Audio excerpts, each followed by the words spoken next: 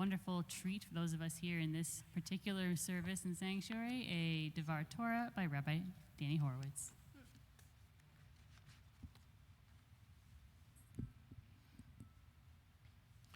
There was a gentleman who died a couple of weeks ago named Edward de Bono.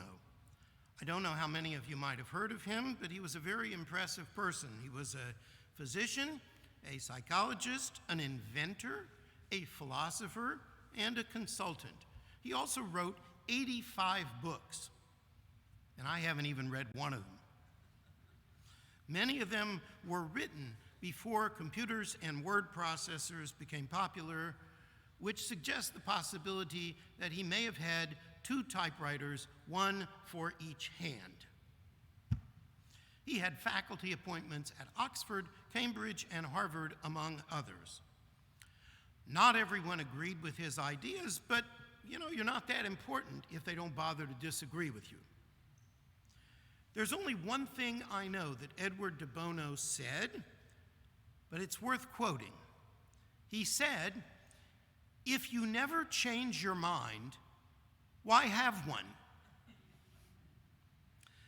And when you think about it, it makes a lot of sense. I know many people who made decisions about how they were or weren't going to live Jewishly when they were 13 years old or maybe 16 years old, and they have stuck to those decisions irreligiously. Some of them decided there were more important things, and they've grown in many other ways, but they never changed their mind about that.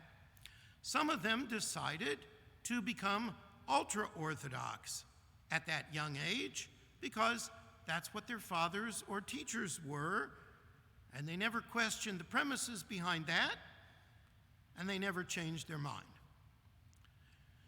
You don't want to change your mind every day. I once knew someone who changed his mind every few hours. He was very difficult to work with. Who could trust such a person? And there are some things that you should never change your mind about. I'm sure you can all make such a list. But how do you know when to change your mind? When is it right to stick to what you have said and done in the past? And when is it right to change your mind? And how do you get there? It's not always a clear path. We may understand that sometimes sticking to what we said in the past can be not only foolish, but downright harmful. I knew a man years ago who was publicly very much opposed to equality for homosexuals until his daughter came out of the closet. And guess what? He did a complete turnabout. Why? Because he knew he would be wrong not to change his mind. A woman gets angry at her daughter, or maybe it's the other way around. And she says, "I'll never speak to her again." But when she calms down, she knows that she must change her mind. So this is one of those questions to which I can't give a full answer, but I can give you some suggestions, both from our Torah reading last week and our reading today. We read last week that Bilam was hired by Balak, the king of Moab, to curse the Jews. And God tells Bilam, "You can't do it. I'm not going to allow it." And so instead, Bilam gives a blessing to the Jews. Balak goes to Bilam and says, "Ask him again." Bilam says, "Okay, I'll do that." When he comes back, he tells Balak what he has heard from God, which is, "No." Balak says, "Try it just one more time." And Bilam has a sizable fee at stake, and so he says, "Okay, I'll try him again." And when Bilam comes back the third time, he says, "Listen up, Balak. Lo ish el v'chazeh v'v'en adam v'yitnachem." God is not a man to be capricious or a mortal who changes his mind. In other words, when God says it, that's it. And of course, that's generally how we treat the commandments of the Torah. You know, when it says, remember the Sabbath day to keep it holy, we don't say, well, that was over 3,000 years ago. God changed his mind about that 150 years or so ago, so we don't have to do that anymore. We don't say such a thing. And so we learn from Bilam that at least God never changes his mind. Now, the flaw in this way of thinking is that if you study a little more of the Torah, you will see that even God changes his mind. I use the word his only because God is not an it. Right? So after the episode of the golden calf, God says, I'm going to destroy the Israelites and start over again with a different nation. What happened? Moses prays and begs God not to do it, and Moses convinces God to relent. And this was good, because if God hadn't done that, there wouldn't be a Jewish people. And instead of Jerusalem, maybe God's holy city would be some godforsaken place in Mongolia. And if you go back to the beginning of the Torah, God changes his mind about the creation. And the Torah there uses almost the same word as Bilam used, but in the opposite direction. God says, Vayinachem. God regretted that he had made humans on earth, and God's heart was saddened. My teacher, the late Dr. Byron Sherwin, wrote an article about this, which was entitled, Portrait of God as a Young Artist. The truth is, sometimes even God has a change of heart and mind. And now we come to today's reading with the daughters of Tzlafchad. God gives the law in which sons inherit and daughters don't. There are no sons in this family. And they knew that the law seemed unjust, so why not question it and reconsider it? And notice how they ask the question. Our father died in the wilderness. Let not our father's name be excluded from his clan. Give us a holding among the kinsmen of our father. It's about their father and his family. It's about tradition. Even back then, they had tradition. Right?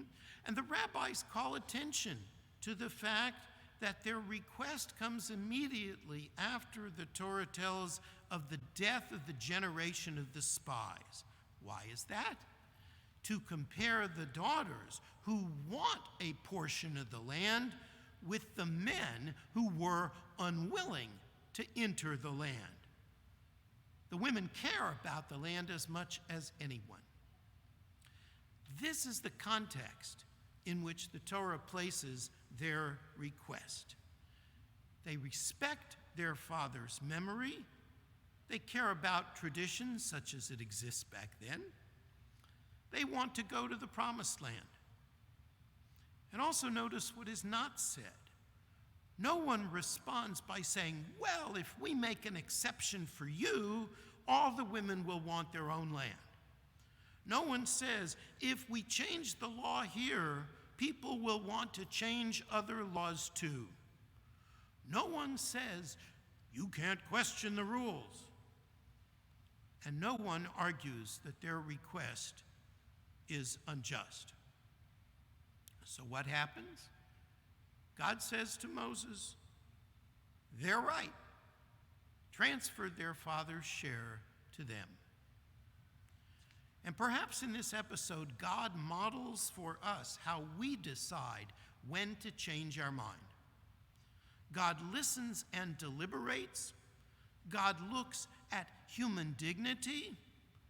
God looks for justice. In the time the Torah was written, women had very few rights. Judaism changed that by agreeing that the law as it was not to be so for all time.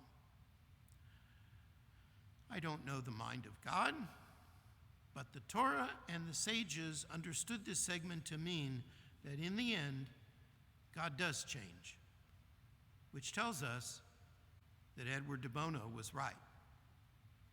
And it also tells us that sometimes we have to change our minds in order to accomplish what is right and just. When I was a young rabbi, many of the more experienced rabbis I knew were very traditional. Their congregations were non-egalitarian. I interned with one such rabbi, a Rabbi Usher Kirschblum. Now, having been at Beth Yeshurun in the early 70s, I was a little wary of being the rabbi's assistant. If you weren't here then, you may have heard the stories. But I learned a great deal from Rabbi Kirschblum. We had an extraordinary, wonderful relationship. He did much more for me than I had any right to expect, and I remember him with great affection and respect. But he was decidedly anti-egalitarian. I'm putting that mildly. Suffice it to say that if he had lived to know that one of my daughters became a rabbi, he would have died again. And a few years later, in 1983, when I was in the pulpit of Beth Jacob in Galveston, I went to my first Rabbinical Assembly Convention, the Union of Conservative Rabbis. One of the sessions dealt with the question of whether they were going to accept women rabbis as full members of the organization. And I listened to the most learned rabbis debate the issue, offering brilliant presentations, and yet with great respect for those on the opposite side. That kind of reverence among rabbis differing with one another made quite an impression on me. And one of the rabbis who spoke during that discussion was Robert Gordis, who taught Bible at the Jewish Theological Seminary, was one of the brilliant scholars in our movement, in addition to being a pulpit rabbi. And the key sentence in his brief presentation was this: in Jewish rules relating to women, the law is not a point, but a line. Not a point, but a line. Perhaps that was his way of saying that even God can have a change of mind. Shabbat Shalom.